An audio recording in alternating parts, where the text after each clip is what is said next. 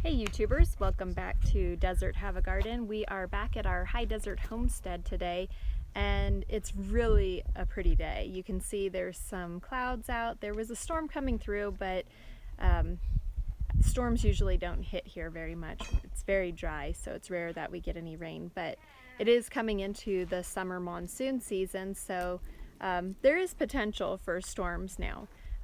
So we're just enjoying the cool weather. But on a flip side, we are kind of bummed because we failed our first inspection. And so we do not have concrete poured on our footings yet. Total rookie mistake. So we have dealt with our city's building process before, and the county is who we're dealing with now, and their process is a little bit different than the city. So while they keep a set of the plans, they require us to have a set of plans on the property for when they do inspections. Our city, the inspectors bring the plans with them when they come out to do an inspection, but the county does not. So we didn't have the plans here. We should have, because our contractor who's doing the footings and the concrete was supposed to meet the inspector out here. However, he had some car trouble, so he didn't end up making it out here, and the inspector just came out here to no one. Additionally, the county has a small card that they use for their inspection card, and so we didn't even notice that we had received it in our original packet because it's smaller than an 8.5 by 11 piece of paper, and so that wasn't here for the inspector to mark off. And in our city we have a really huge inspection sheet that's very obvious, so yeah, it's our fault for not understanding the process, and we called for another inspection on Monday, so hopefully that will happen and we can move forward with some concrete. So we're making the best of it, and this weekend we're just working on the tractor. There's just some general maintenance that has to be done to it, so my husband's working on that right now. He changed the oil filter, air filter, tightening the alternator belt. He was adding hydraulic fluid and greasing everything. So there's a lot of just general maintenance to keep the backhoe happy. And of course he's moving more rock and dirt to get all of that out of the way. And I'm working on trimming some more trees. So across from our patio and the cabin site, we have these trees behind me here. And so this morning I've been working on 2 of the trees, getting them trimmed up a little bit nicer. So there's one of them, and there's the other one. So I've been working on these trees, and I'm going to work on a 3rd one next, but I figured I would just show you a before and after. So here is the tree, and you can see how it has all these low branches that are really brittle, and these are what we run into all the time. I mean, they poke you in the face and the head, and they're real scratchy, and this tree is just generally really messy. So this is our before. I'm going to get to it with the chainsaw. We still have not secured a wood chipper to get rid of the piles of brush. Those are really expensive pieces of equipment if we want to get a good quality one that's going to handle the heavy duty work. Our neighbors do want to go in on the equipment with us, but we haven't found a good deal yet. And we can't find any for rent around here. So we're just going to keep looking for those and keep on going.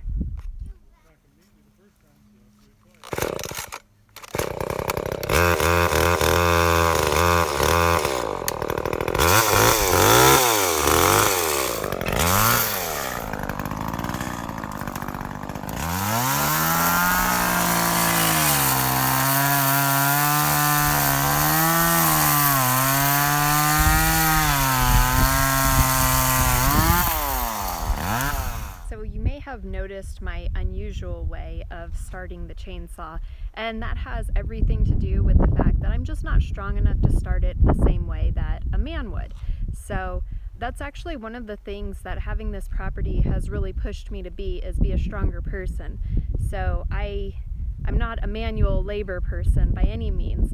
I do accounting for our business at home, and I homeschool the kids, so I'm not physically as strong as most men, and especially a man like my husband who works physically every day. So there are a lot of things that I have to work on and find different ways in order to be able to do them. And it's just one of those things that I have to continue to build strength as long as we have this property. And you know, when we got this property, I didn't know how to work a chainsaw, and there's a lot of equipment and tools that I didn't know how to use, and I'm actually quite intimidated by tools that I don't know how to use or that I'm not familiar with. And so this has also pushed me to be more brave in that I'm willing to try new things and learn them. So I'm fortunate enough to have my husband who's willing to teach me, and that has really pushed me outside my comfort zone, but it's been a good thing, and I have become a stronger person and more willing to try new things. So enough of that. Maybe in the future I can do another video on what it's like being a woman working toward building a homestead. If you're interested in that, maybe comment down in the comment section. But anyways, I spent some time and got this tree trimmed up, so you can see here that it looks much better. We'll go in a little closer. And you can see that it's trimmed up from the bottom. It's not as high as some of the trees we've done, but it definitely cleared it up. And let me back up here and give you a better view of it. So the 3 trees I was working on today are here. And the reason I chose these 3 trees is because they are leading out to our main road, and I like to have better visibility of people who are approaching. So by having the bottom of the trees cleared, as I had said in a previous video, it gives us better visibility. Also, these are opposite of our campfire and our patio, so at night when we're enjoying the campfire, it gives us more of a warning if any animals are approaching. So now that that project is done for today, we are going to be putting in a water line, and the water line will run from over here. Oh, the backhoe is done now. He got all the work on that finished. So we'll be running a water line over from the pump house with the well and the water tank all the way over close to the cabin site that will be over here, and there's the tiny cabin right now. So we're going to run probably right over here in this area. So using the backhoe, we'll trench over and do an underground water line and get that set up. We want to have the water hydrant over here next to the hole, so and the cabin built so that we have easy access to water and we don't have to run 200 feet of hoses across. So it's not yet lunchtime and we've got a lot more work to do. Look what we discovered inside our cement mixer. A good home for little baby chicks.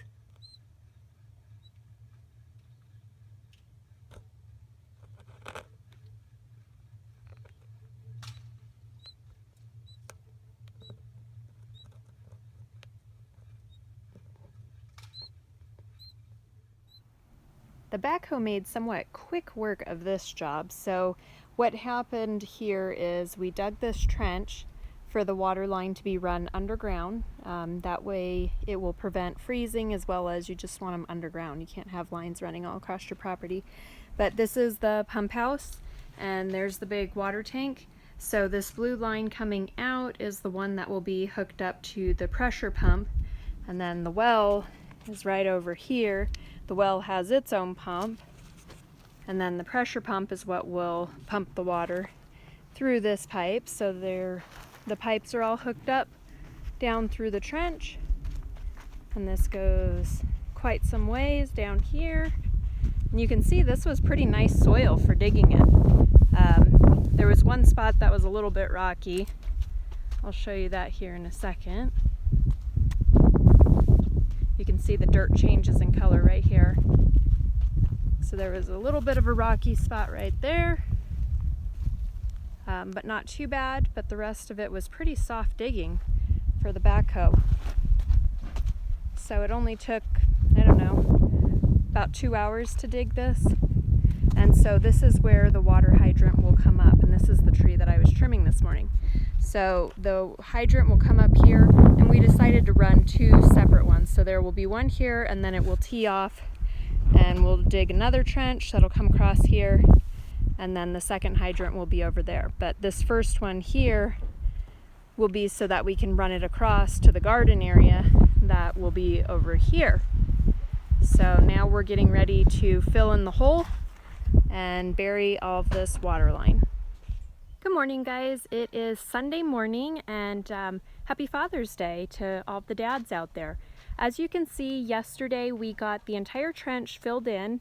The backhoe obviously makes that a real easy job. So you can see the dirt is disrupted, but at the same time, at least it's filled back in, and now we have a water line going across. This is going to make it so much easier to access water on the property, having more convenient locations instead of stringing hoses all over the place. So down here you can see that we installed the hydrant, and we did leave this hole open because there's a T down there, and that's where we will stem off of in order to make a second hydrant. We decided to do a second one. So this one here can lead over to the garden over in this direction, and then a second one will be over by the tiny cabin and the future cabin site. So that's kind of where we're at right now. It was a pretty productive weekend. We had beautiful weather. It was actually kind of cold for us yesterday, but today's a nice sunny day, and we feel like we've got a lot of momentum going on this project now. So hopefully this week we'll get some concrete poured and we can give you more updates. So give us a thumbs up and subscribe for more updates in the future.